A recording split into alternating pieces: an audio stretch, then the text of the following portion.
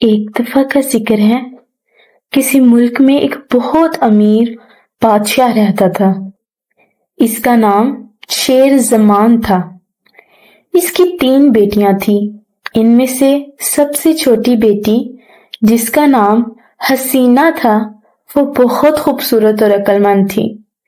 اس کی دوسری دونوں بہنیں اس کے حسن کی وجہ سے حسد کرتی تھیں۔ جب شیر زمان تجارت کی غرض سے دوسرے ممالک کے سفر پر تیار ہوا تو اس نے اپنی بیٹی سے اپنے پسند کے تحفے کے بارے میں دریافت کیا، تو ہر ایک لڑکی نے اپنی پسند کے مطابق باپ کو بتایا۔ بڑی بیٹی نے ہار، منجلی بیٹی نے کپڑوں کے شوق کا اظہار کیا، مگر حسینہ نے کہا، بابا جان، میرے لیے ایک سفید پھول لے آنا۔ باپ نے بیٹیوں کی خواہش کے مطابق تحائف لانے کا وعدہ کر لیا اور واپسی پر اس نے تحائف لے لیے، مگر سب سے چھوٹی بیٹی کے لیے سفید پھول کہیں نہ مل سکا۔ تاجر اپنی بیٹی کی پسند کے مطابق پھول نہ لا سکا۔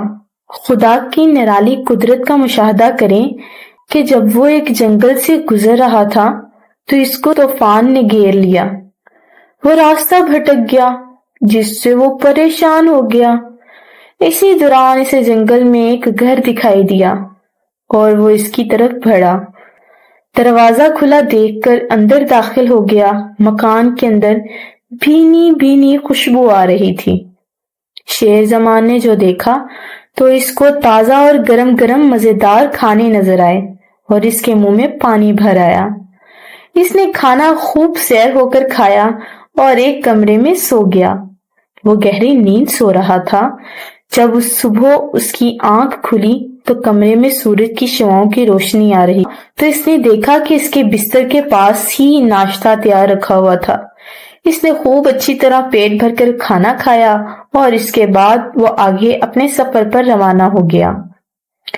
اس نے دیکھا کہ محل کے باغیچے میں سفید گلاب کے پھول لگے ہیں اور پھولوں کو دیکھ کر بیٹی حسینہ کی فرمائش یاد آ گئی۔ شیر زماں پھول توڑنے کے لیے بڑھا۔ جو ہی اس نے پھول توڑے تو اس کو ایک ترش آواز سنائی دی۔ شیر زماں نے جب یہ آواز سنی تو بہت خوفزدہ ہو گیا۔ اس نے وہاں ایک خوفناک درندہ کھڑا ہوا دیکھا۔ شیر زماں نے ڈرتے ڈرتے التجا کی، مجھے معاف کر دیں، میرا مقصد زیادہ پھول چرانا نہ تھا، مگر صرف ایک پھول اپنی بیٹی کے لیے لے جانا چاہتا تھا۔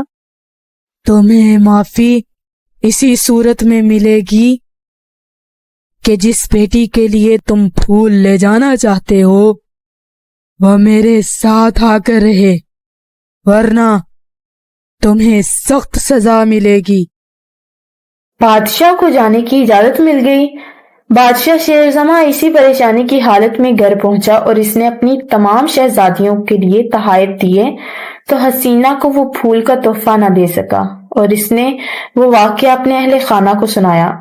جب حسینہ شہزادی کو انگوٹھی کے بارے میں بتایا تو شہزادی نے کہا، بابا جان، آپ یہ جادو کی انگوٹھی مجھے دے دیں، میں اس درندے کے پاس چلی جاؤں گی۔ تم چاہو تو بیٹی انکار کر دو، مگر حسینہ نے باپ سے انگوٹھی لے کر پہن لی۔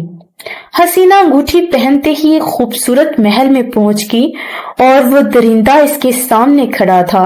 اس نے حسینہ سے کہا، کھانا تیار ہے، پہلے کھانا کھائیں۔ حسینہ نے جا کر کھانا کھایا، پھر درندہ اس کو ایک کمرے میں لے گیا۔ اس کمرے کے دروازے پر لکھا تھا، حسینہ کا کمرہ۔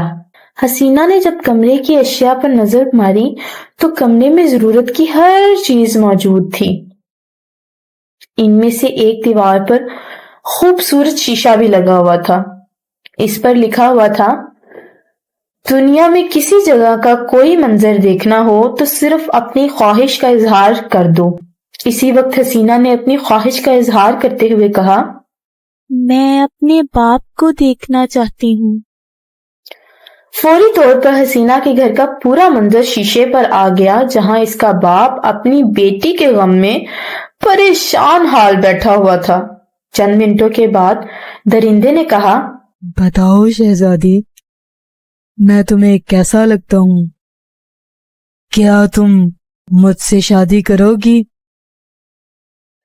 حسینہ اگرچہ بڑی ڈری ہوئی تھی، مگر اس نے کہا، میں کسی صورت بھی تمہارے ساتھ شادی نہیں کر سکتی۔ تم بڑے ڈراؤنے اور بدصورت نظر آتے ہو۔ اس کا جواب سن کر درندہ بڑا ہی غمگین ہوا اور اس نے بڑے افسوس سے سرد آہ بھری، جس سے محل کے در و دیوار لرز گئے۔ چند روز کے بعد حسینہ نے دیکھا کہ اس کا باپ پریشان اور غمگین ہے اور بیمار حالت میں ہے، تو حسینہ نے اس سے کہا، مجھے اپنے بیمار باپ کی مزاج پرسی کے لیے جانے کی ضرورت ہے۔ پلیز مجھے جانے دو۔ اس نے حسینہ کو بڑی خوشی سے اجازت دے دی اور یہ بھی کہا، ٹھیک ہے، اس انگوٹھی کو اپنے ساتھ رکھو۔ اگر تم واپس آنے کا ارادہ رکھو تو اس کو اپنے ہاتھ کی انگلی میں پہن لینا۔ حسینہ جلدی سے اپنے باپ کے گھر آ گئی۔ اس کا بیمار باپ اپنی بیٹی کو دیکھ کر بہت خوش ہوا۔ گھر کے تمام افراد حسینہ کے واپس آتے بہت خوش ہوئے۔ حسینہ نے باپ کی خوب خدمت کی۔ باپ کی طبیعت کے ٹھیک ہونے کے بعد حسینہ شہزادی نے جب واپسی کے پروگرام کے بارے میں بتایا تو اس کی بہنوں نے کہا، اتنی جلدی بھی کیا ہے جانے کی؟ وہ اس سے حسد کرتی تھی اور یہ پسند نہ کرتی تھی کہ ان کی چھوٹی بہن خوبصورت محل میں اپنی زندگی بسر کرے۔ مگر ایک دن حسینہ نے خواب دیکھا کہ درندہ اپنے محل میں مردہ حالت میں پڑا ہے۔ وہ بیدار ہو کر پریشان ہوئی اور فوری طور پر محل پہنچ گئی۔ وہاں اس نے اس کی حالت کو دیکھا اور اس نے کہا، تم مت مرو، میں تمہارے بغیر نہیں رہ سکتی۔ تمہارے ساتھ شادی کرنے کے لیے تیار ہوں میں۔ تب ایک آندھی آئی اور اندھیرا چھا گیا۔ جب اندھیرا ختم ہوا تو حسینہ کے سامنے ایک خوبصورت نوجوان کھڑا تھا۔ حسینہ یہ دیکھ کر بڑی خوش ہوئی۔ اب شہزادی حسینہ سفید پھولوں کے باغیچے میں خوشی خوشی رہنے لگی۔